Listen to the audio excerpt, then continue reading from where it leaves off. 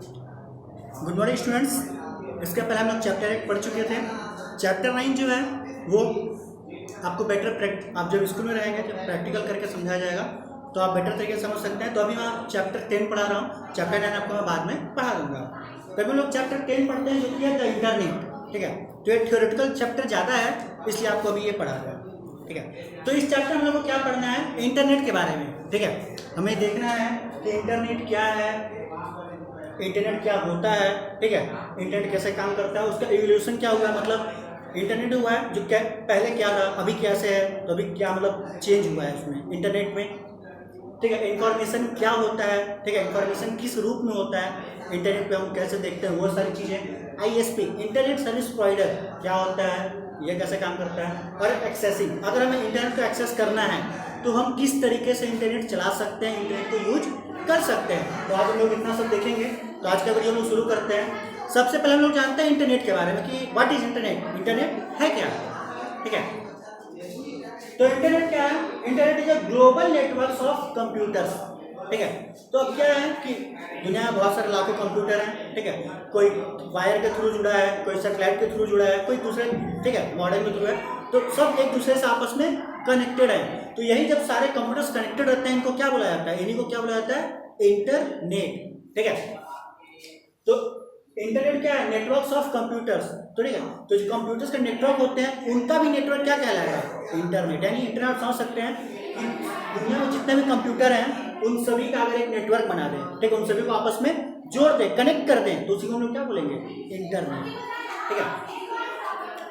तो अभी हम लोग देखने वाले हैं फुल फॉर्म क्या है इंटरनेट का, ठीक है। इंटरनेट यानी इंटरकनेक्टेड नेटवर्क्स, ठीक है। मतलब क्या है, आपस में सारे नेटवर्क जो जुड़े हुए हैं वो सब। तो इससे हम इंटरनेट से बहुत सारा काम कर सकते हैं, ठीक है। जैसे कि हम वहाँ पे ऑनलाइन गेम खेल सकते हैं, कुछ अगर हमें इंफॉर्मेशन सर्च करनी हो चीज़ों को सर्च कर सकते हैं, इमेज देख सकते हैं, फेसबुक, व्हाट्सएप, ट्विटर, इंस्टाग्राम ये सब चला सकते हैं, ठीक है। वीडियो कॉल कर सकते हैं, जो अपने देश के बाहर के लोग हैं यानी जैसे अमेरिका हैं या फिर आपके कोई होंगे चाचा अगर वो दुबई में हैं तो उनसे आप बात कर सकते हैं, ठीक है, उनसे आप वीडियो कॉल कर सकते हैं। इसके अलावा आप चीज़ों को, ठीक है, जैसे बुक्स आपको पढ़नी है आप बुक डाउनलोड कर सकते हैं, यूट्यूब से वीडियो देख सकते हैं, पढ़ सकते हैं, ठीक है। ऑनलाइन शॉपिंग कर सकते हैं, चीज़ों को मंगवा सकते हैं, बहुत सारी चीज़ें हैं जो हम लोग ऑनलाइन इंटरनेट के थ्रू कर सकते हैं। अभी हम लोग को देखना है एवोल्यूशन ऑफ इंटरनेट की इंटरनेट जो था वो शुरुआत कहाँ से हुआ। ऐसा तो है नहीं कि इंटरनेट जैसा आज लोग देख रहे हैं वैसा होगा, नहीं।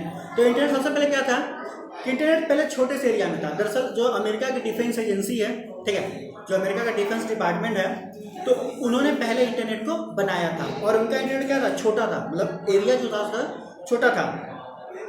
ये उन्होंने एक प्रोजेक्ट बनाया था, ठीक है, उसका नाम क्या था, ARPANET, ठीक है। क्या था, ARPANET। ARPANET का फुल फॉर्म क्या हम लोग देख लेते हैं, advance research projects agency network, ठीक है। तो ये क्या कर रहे थे, ये प्रोजेक्ट पे रिसर्च, मतलब रिसर्च वाले प्रोजेक्ट पे काम कर रहे थे और उसी के लिए इन्होंने एक नेटवर्क बनाया था और उसी को उन्होंने क्या नाम दिया था, ARPANET, जो कि अमेरिका की जो डिफेंस एजेंसी थी, ठीक है, वो इस्तेमाल करती थी।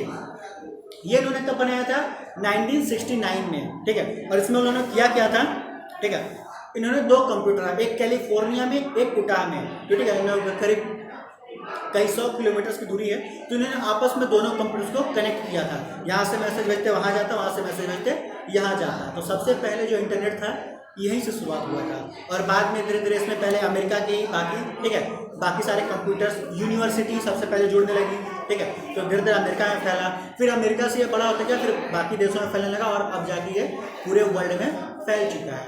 ऑलमोस्ट आपको ऐसा कोई भी देश नहीं मिलेगा जहाँ पे इंटरनेट ना हो, सारे जगह है।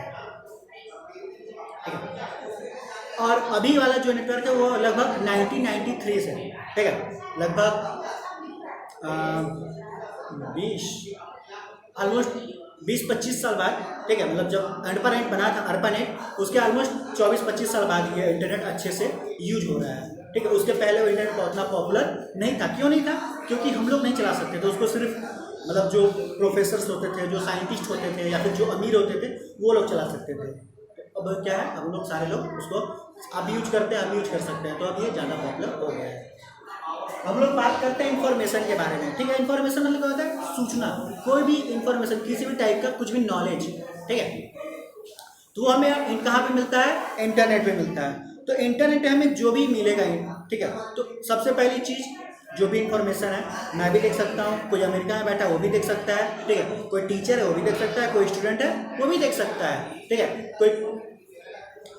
कोई सर्वेंट है, कोई मतलब कुछ भी है, ठीक है, आदमी है, औरत है, ये किसी के लिए मतलब रुका हुआ नहीं है, बच्चा है, इंसान है, सारे लोग आराम से उसको इंटरनेट को देख सकते हैं और एक्सेस कर सकते हैं, ठीक है। इसके अलावा जो इंफॉर्मेशन होता है वो किसके थ्रू हम लोग देखते हैं, तो सबसे पहले ये जान लीजिए कि आपके मोबाइल या कंप्यूटर में वेब ब्राउजर का होना जरूरी है, ठीक है, चाहे इंटरनेट एक्सप्लोरर, मोजिला, ठीक है, मोजिला, गूगल क्रोम, तो ये सारी चीज़ें हैं जो कि वेब ब्राउजर्स कहलाती हैं।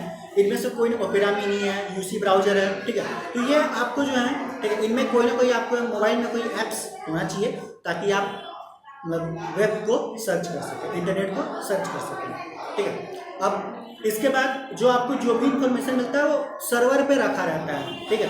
बड़े बड़े कंप्यूटर्स होते हैं जिनमें कंप्यूटिंग पावर ज़्यादा होती है, तो वहाँ पे आप जो भी चीज़ सर्च किया, मान लीजिए आपने बर्ड का फोटो सर्च किया, तो वो फोटो कहीं ना कहीं तो रखना पड़ेगा ना, तो वो सर्वर पे फोटो रखा रहता है। आप जब भी चाहें, आप कहीं से भी चाहें, मान लीजिए वो फोटो अमेरिका में रखा हुआ है, लेकिन आप इंडिया से भी देख सकते हैं, अमेरिका से भी देख सकते हैं। हमने इंडिया में भी अगर फोटो रखा तो अमेरिका वाला भी उसको देख सकता है इंटरनेट के थ्रू।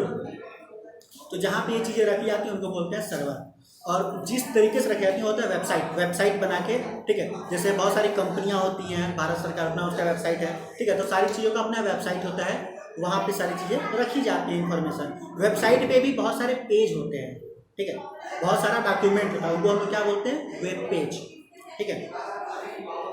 और अब हम लोग जानते हैं आईएसपी के बारे में, ठीक है। आईएसपी इंटरनेट सर्विस प्रोवाइडर, ये क्या है, ठीक है, तो आपका एमटीएनएल है, बीएसएनएल है, आइडिया वोडाफोन वीआई हो गया है, ठीक है, जियो है, एयरटेल है, ठीक है, तो ये सारी कंपनियां हैं, इनको हम लोग क्या बोलते हैं, आईएसपी इंटरनेट सर्विस प्रोवाइडर, ठीक है।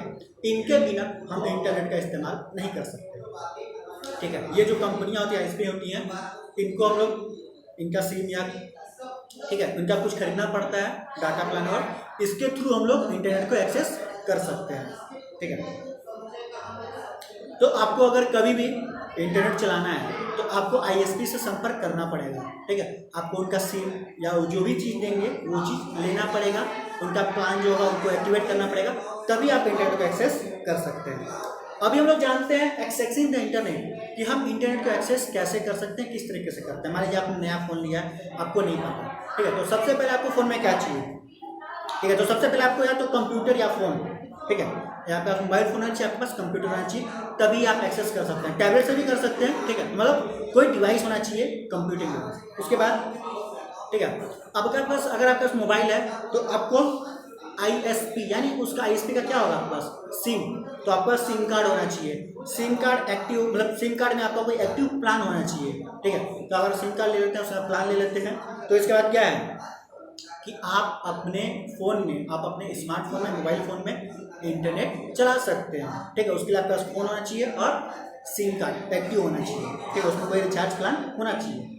अभी हम लोग बात करते हैं कंप्यूटर का, ठीक है, तो कंप्यूटर में आप सीधा नहीं कर सकते, कंप्यूटर में आपको सिम लगाने की कोई जगह नहीं होती है। तो क्या होता है, कंप्यूटर में आपको एक अलग से डिवाइस होता है, मॉडेम, ठीक है, जिसके हम लोग बोलते हैं मॉड्यूलेटर, डीमॉड्यूलेटर, ठीक है, उसी को शॉर्ट हम बोलते हैं मॉडेम।